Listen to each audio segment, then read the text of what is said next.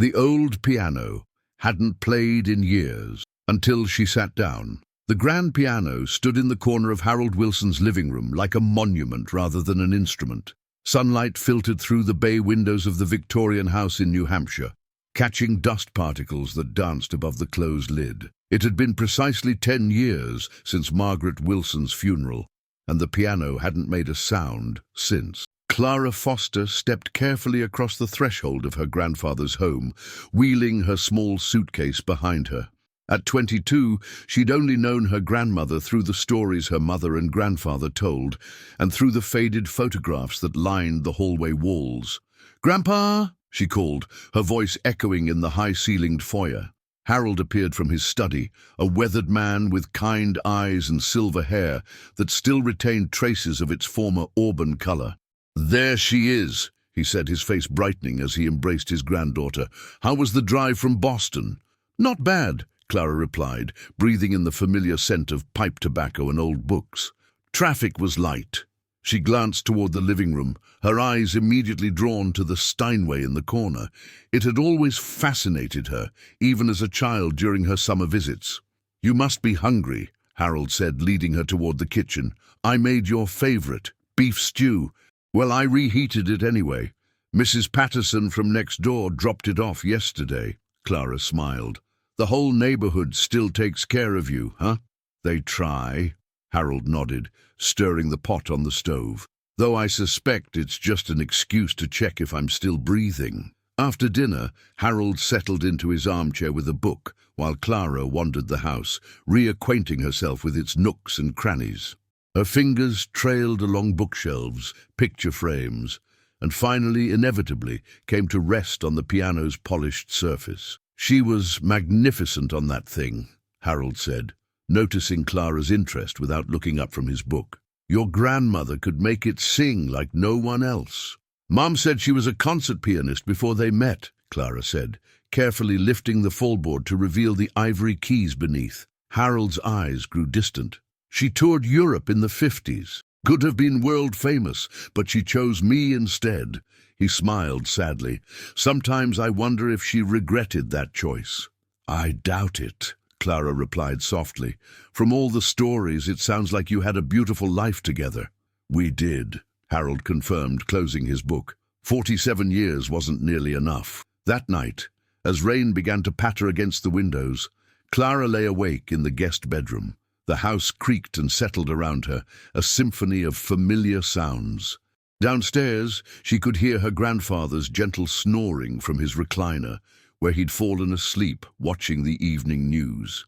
She thought about her own life in Boston, her job as a kindergarten teacher, her small apartment, the boyfriend she'd recently broken up with. She'd come to stay with her grandfather for the summer, ostensibly to help him organize the house, but really to figure out her next steps. Clara had always felt a connection to this place, to the history it contained. She'd never known her grandmother, but somehow felt her presence in the carefully preserved order of the linen closet, in the handwritten recipes in the kitchen drawer, and especially in the silent piano that dominated the living room. Tomorrow, she thought as she drifted off to sleep, she would ask her grandfather more about Margaret Wilson, the woman whose blood ran in her veins, whose photograph smiled at her from the nightstand, and whose piano waited downstairs, untouched for a decade. Clara woke to the smell of coffee and bacon. Downstairs, she found Harold at the stove, wearing the faded apron that had belonged to her grandmother. "Sleep well?" he asked, sliding a plate of eggs and bacon in front of her. "Like a rock," she replied, pouring herself a cup of coffee. "What's the plan for today?" Harold sighed. "Well, I suppose we should start with the attic. Your mother's been after me to sort through all that stuff for years." The attic was a treasure trove of family history. Boxes of photographs, old clothing, holiday decorations, and memorabilia from Harold and Margaret's travels. Clara discovered a box labeled Margaret's Music, tucked beneath an old quilt. "Can I look through this?" she asked her grandfather, who was sorting through a pile of old National Geographic magazines. "Of course," he nodded, though she noticed he didn't look directly at the box. Inside, Clara found dozens of yellowed sheet music, concert programs with her grandmother's name prominently featured, and a small leather-bound journal. She opened it carefully, revealing elegant handwriting filling the pages. "Her diary," Harold said quietly, now standing behind her, "from her touring days." "May I read it?" Clara asked hesitantly.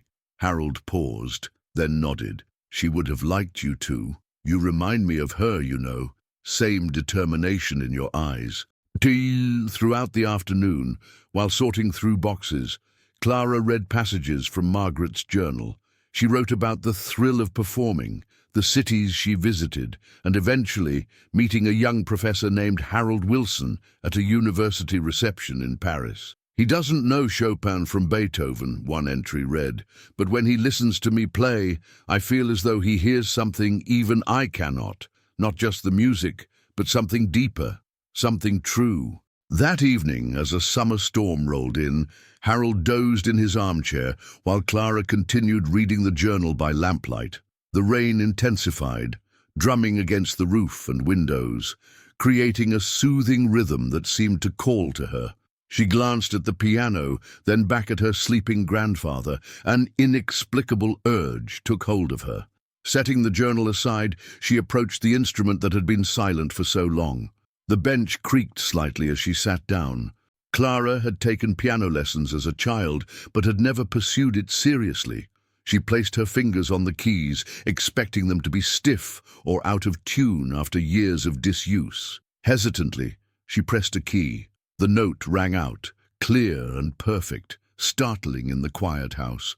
Clara froze, glancing at her grandfather, but he slept on, his breathing steady. She pressed another key, then another, forming a simple melody she remembered from her lessons. Each note was perfectly in tune, as if the piano had been waiting all these years for someone to play it again. As the storm continued outside, Clara became more confident, her fingers finding their way across the keyboard.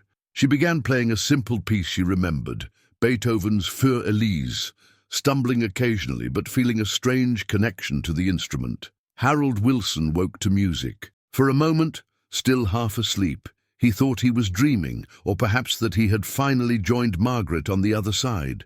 Then he opened his eyes and saw his granddaughter at the piano, her face illuminated by the soft glow of the lamp, her fingers moving tentatively across the keys.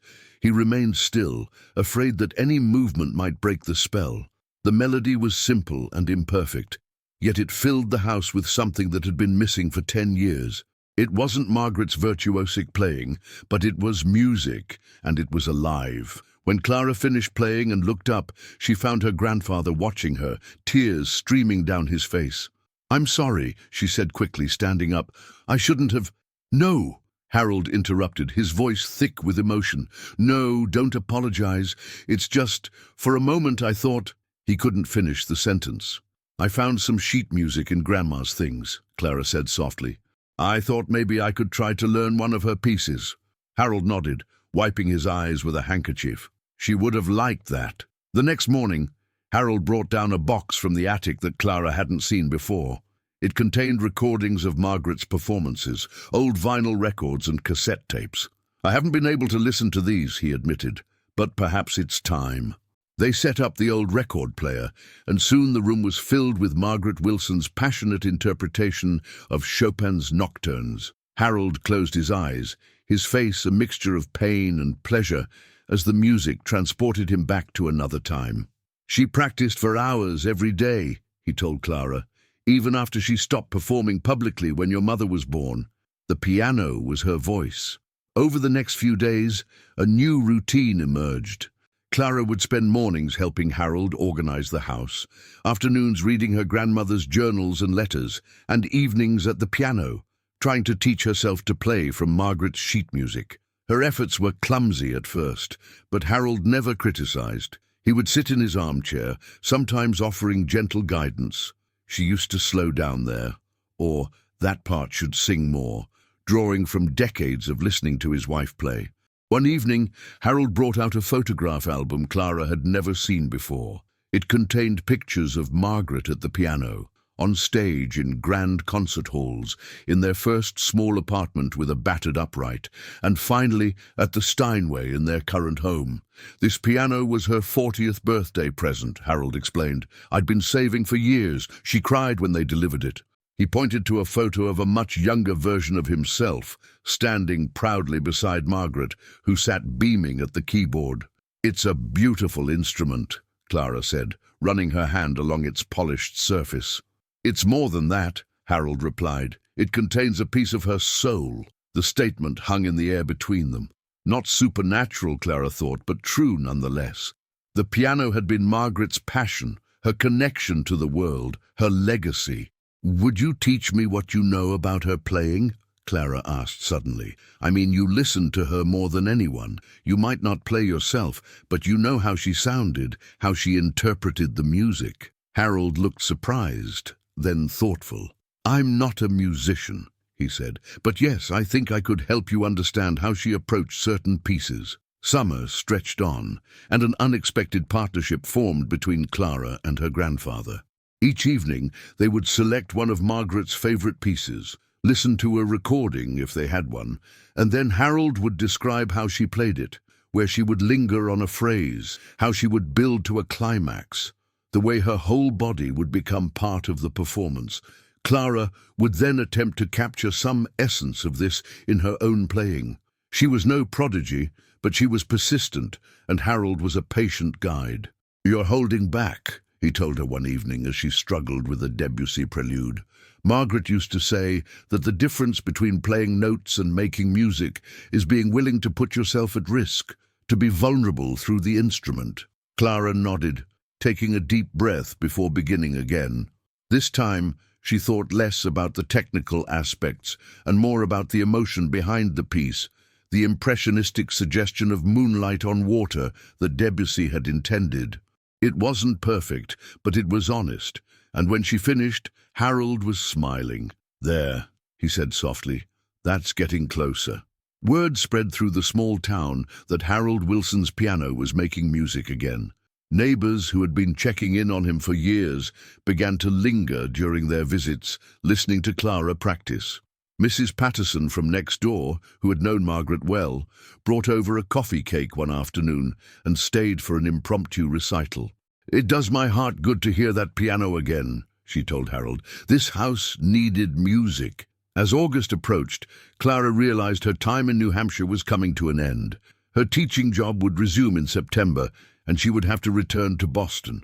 The thought filled her with unexpected sadness. One evening, as twilight descended over the garden, she found Harold sitting on the porch swing, looking at an old photograph of Margaret. I've been thinking, he said as Clara joined him.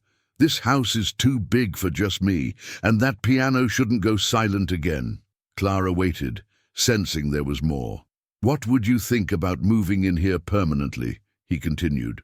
You could commute to Boston if you wanted to keep your job, or maybe find something local. The school here is always looking for good teachers. The offer took Clara by surprise. Are you sure? I mean, I'd love to, but I'm sure. Harold nodded. These past weeks they've brought life back to this place, to me. That night, Clara sat at the piano after Harold had gone to bed. She played softly, thinking about his offer and what it would mean to live here, to make this house her home too. She began to play a piece she'd been working on secretly, Chopin's Nocturne in E-flat major, one of Margaret's signatures according to her concert programs. It was beyond Clara's current abilities, but she'd been practicing sections of it whenever Harold was out of earshot, wanting to surprise him. As she played, she felt a connection not just to the instrument, but to the woman who had loved it before her, a grandmother she'd never met, but whose legacy she was now helping to preserve. The next morning, Clara found Harold in the kitchen making pancakes, another of Margaret's traditions. I've decided to accept your offer, she told him. I'll move in here if you're sure that's what you want. Harold's face lit up. It is, he assured her. This house needs family and music. Later that day, they sat together at the piano bench, looking through Margaret's sheet music for pieces they might tackle next. You know, Harold said thoughtfully, She always said music was the purest form of communication, beyond words, beyond even understanding sometimes. I think that's why I couldn't bear to hear it after she was gone. It reminded me too much of what we'd lost. And now? Clara asked. Harold placed his weathered hand over hers. Now it reminds me of what remains, what continues. He smiled at his granddaughter. Margaret would have loved teaching you. Since she can't, I'll do my best in her place. As summer turned to fall, the old piano continued to fill the house with music, sometimes halting and imperfect, sometimes surprisingly beautiful. It wasn't a miraculous resurrection, but something more meaningful, the natural continuation of a legacy, passed from one generation to the next, through dedication, memory, and love. The piano hadn't played in years, until she sat down, and now it would never be silent again.